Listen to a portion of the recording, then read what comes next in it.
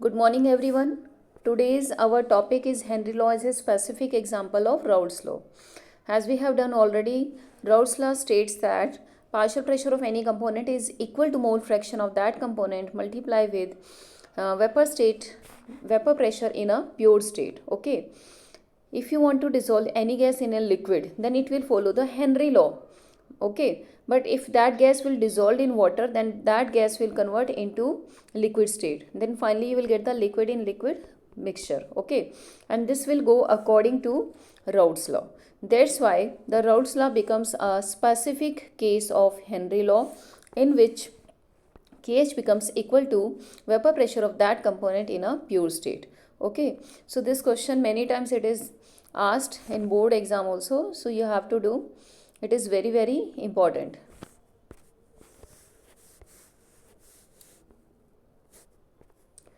So now our next topic is elevation in boiling point. Okay, so what is the meaning of elevation? To increase. Okay, if you are dissolving solute in liquid, okay, finally what you will get? Solution.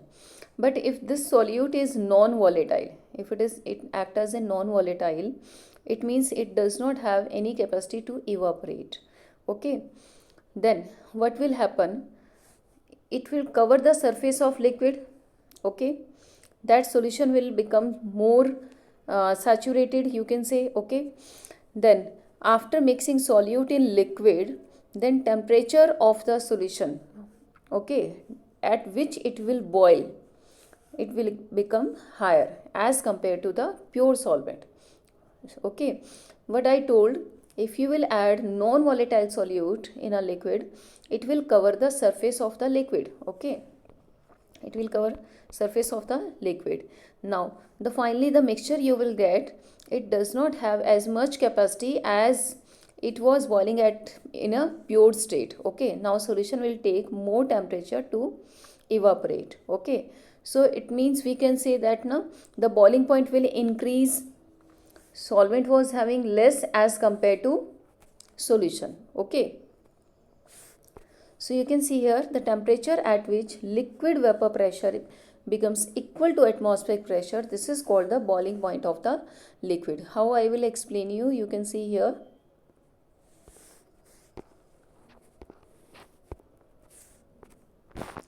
Suppose you have taken sugar plus water. Okay, this solution you have taken. Okay, if you want to note the boiling point of this solution, what you have to do, you have to measure its vapor pressure. Okay, suppose earlier its vapor pressure is earlier it was having the vapor pressure 20. Okay, now it has increased to 40 on increasing the temperature. Again it has increased to 80 again on increasing the temperature. Finally it has vapor pressure that is equal to 760 atmosphere. Okay, so that point we have to note down, at which temperature it becomes equal to 760 atmosphere, and this is the vapor pressure of this solution, which is finally equal to the atmospheric pressure. Okay, so we have to note down the temperature at which that solution has vapor pressure equal to its atmospheric pressure. So that will be the boiling point of that solution. Okay, so in the same way we can measure the vapor pressure of different solvent. Okay, at particular temperature where it becomes equal to atmospheric pressure. Okay, so wherever it will becomes equal to atmospheric pressure, that will be the boiling point of that component. Okay,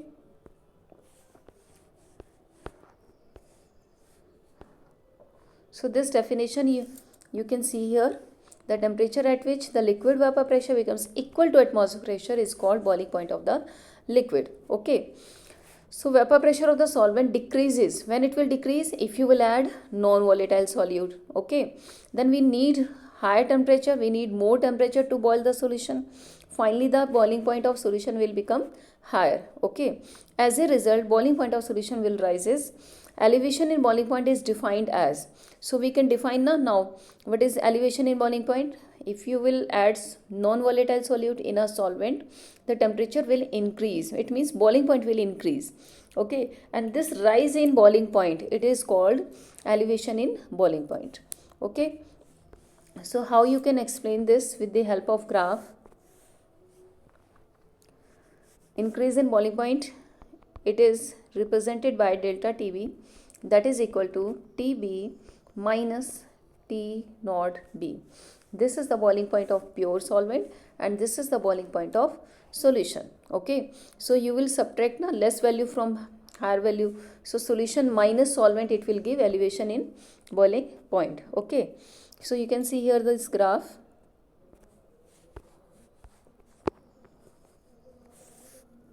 This graph, it is very important. Okay, this is this graph, it has made between vapor pressure and temperature. Vapor pressure we have to take on y-axis and temperature we have to take on x-axis.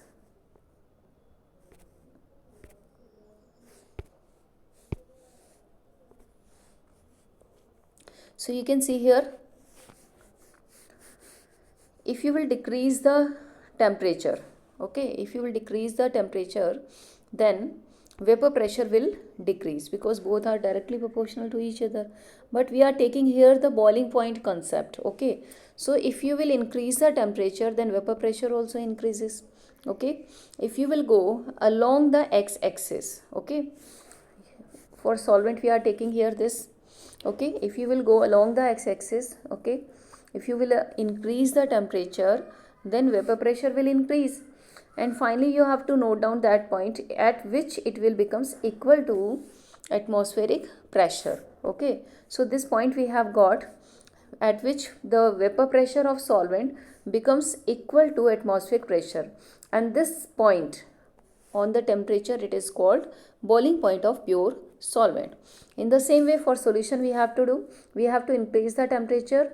Okay, and finally we have to note down that point at which it becomes, that vapor pressure becomes equal to atmospheric pressure. Okay, so at this temperature it is called boiling point of the solution. Okay, so 2 points we have noted here for solvent as well as for solution. Okay, one more thing is there, why we have kept this solution down and the solvent upside, because pure solvent will exert more vapor pressure as compared to solution. Okay, now the difference between these 2 points, this is called elevation in boiling point, so that we can represent with the help of delta TB, and that is finally equal to Ts minus T node. Okay,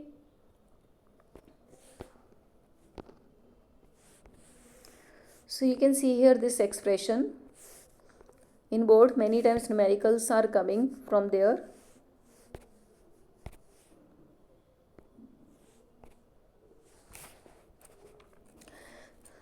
So delta TB, it is equal to Kb into M. What is Kb here? It is the boiling point elevation constant. This value, it is constant. Okay, so Kb, it is also known as ebullioscopic constant. Okay, in board they are asking this term also. What is ebullioscopic constant? You should know. It is called Kb. Okay, so we have to define this also. How you can define this? Boiling point elevation constant becomes equal to elevation in boiling point when molality of the solution is equal to 1. Okay, now if you will open this formula, delta TB is equal to Kb into M, and this is the molality. If you will open it, what you will get? Molality is equal to moles by mass of solvent. Okay, so this moles you can again open it, that is equal to given mass by molar mass. So finally what you will get? Molality is equal to given mass by molar mass divided by mass of the solvent into 1000. On upside it will come. Okay, why you will write here? If it is given in gram. Okay, so you have to convert this in kilogram only. Clear? So this is the expression for molality. You will put this molality into this delta TB formula, and finally you will get this complete expression. Okay, so you have to learn this. If you want to solve the molar mass, you have to rearrange and you will get this formula. Actually, you have to learn only this one. You can rearrange. So now you can see here, what is Kb? Ebullioscopic constant. We have defined already this Kb. Okay, so this is the constant. So how we are getting this value? Actually, it is obtained from all constant value only. Okay, R is the gas constant, M1 is the molar mass, and Tb, it is the boiling point temperature. Okay, del vapor, it means it is the enthalpy of vaporization. So every value it is constant. By solving this, you can get the Kb for each solvent. Okay, different solvent, they are having different value of Kb. So it depends upon the nature of solvent. Okay, so it is written here.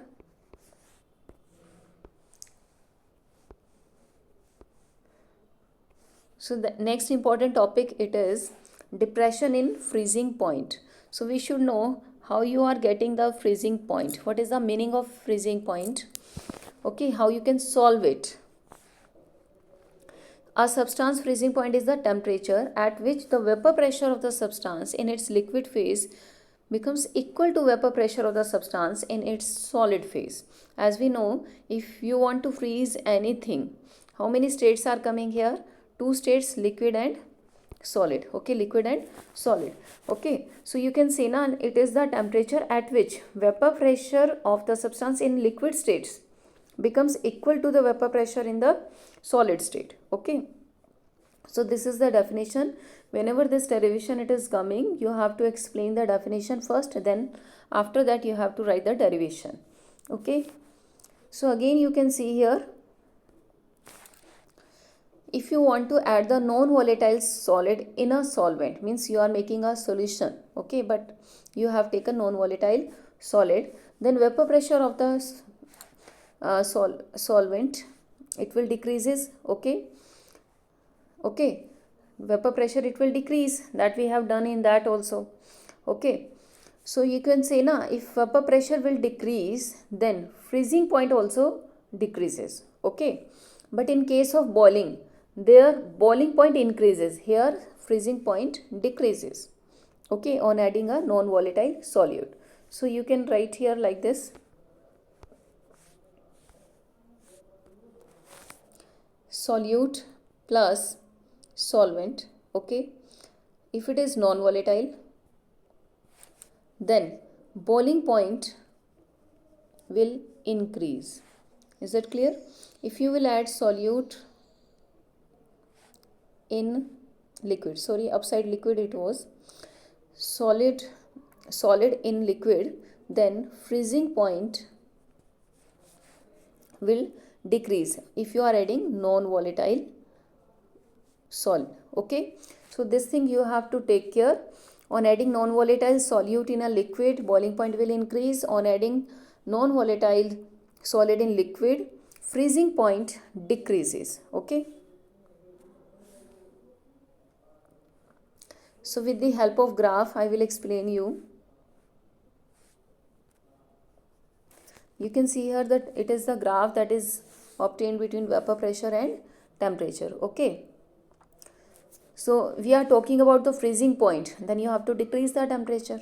Okay, here also you can see here, solvent graph it is upside and solution it is down, because freezing point of solvent it is more as compared to, sorry, vapor pressure of solvent it is more as compared to solution. Okay, if you will decrease the temperature, okay, you have to go along the x-axis, but from right to left. Okay, from right to left.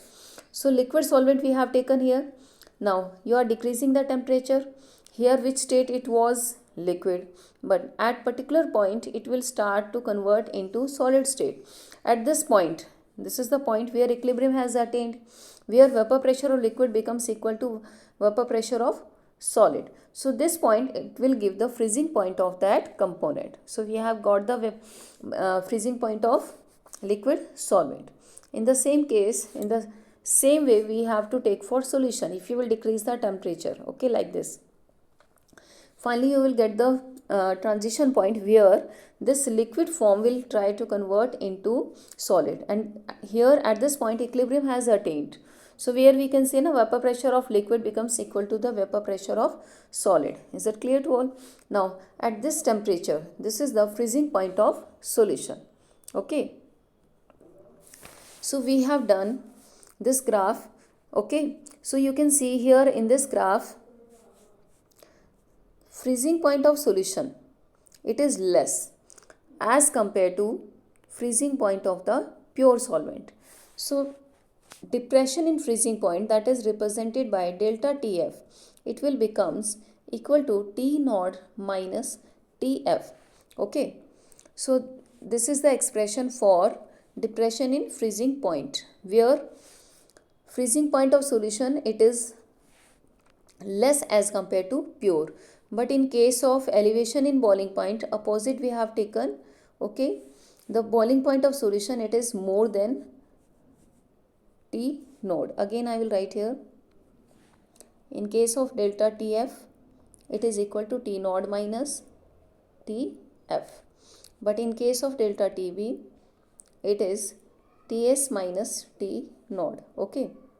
So in terms of boiling point of solution, it is more, but in case of freezing point of solvent, it is more.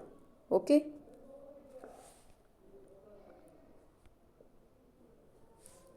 So you can see here this expression, depression in freezing point. Okay. It becomes equal to this one. Okay.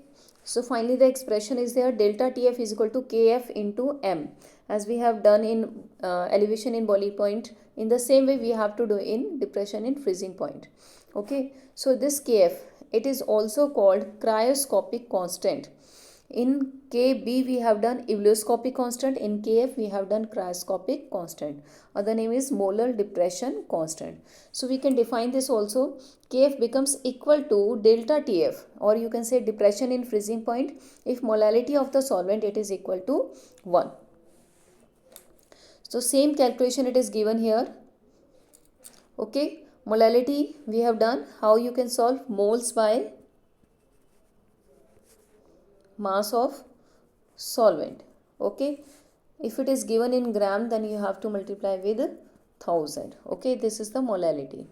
So moles we can open it, it is equal to given mass by molar mass. By substituting this value in molality, finally you will get the delta TF is equal to KF into W2 by M2, W1 into 1000. It will come upside only. Okay. So this is the final expression for delta TF. Okay. So you have to learn this also. Just to rearrange, we can after rearranging we can get the molar mass of any solute also. So this is the final definition that we have done. Okay. So in the same way we can solve the KF also. Okay. Here R, it is the constant, gas constant, it has fixed value. TF, it is the freezing temperature. M1 molar mass, delta H, okay, it is the enthalpy of fusion. All are having the constant value. So after calculation you will get the KF, but different KF value you will get for different solvent. Okay, it will be given to you in numerical only. In numerical they will give, okay, in board.